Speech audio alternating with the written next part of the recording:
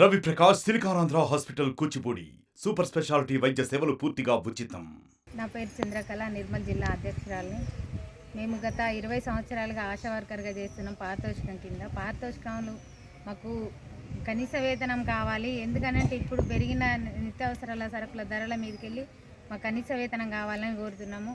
పారితోషికం మీద ఎన్ని రోజులు పనిచేస్తాము, కేసులు ఉంటేనే పారితోషికం లేకపోతే లేదన్నట్టు మాట్లాడుతున్నారు.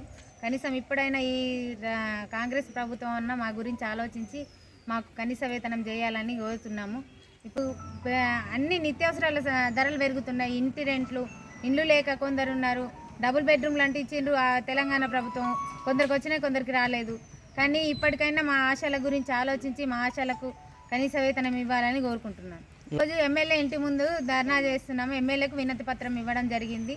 మళ్ళీ రాను కార్యక్రమాలు పెద్ద ఎత్తున ఎమ్మెల్యే మహేశ్వర్ రెడ్డి గారి ఇంటికి వచ్చాము. అక్కడ వినతి పత్రం ఇవ్వడం జరిగింది. ఎమ్మెల్యే గారు ఈరోజు అందుబాటులో లేరు కాబట్టి వాళ్ళ పిఏకి ఇవ్వడం జరిగింది.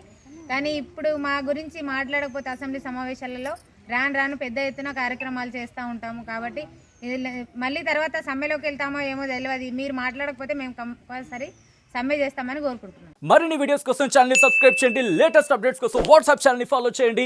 అండ్ లింక్ డిస్క్రిప్షన్ లో ఉంది.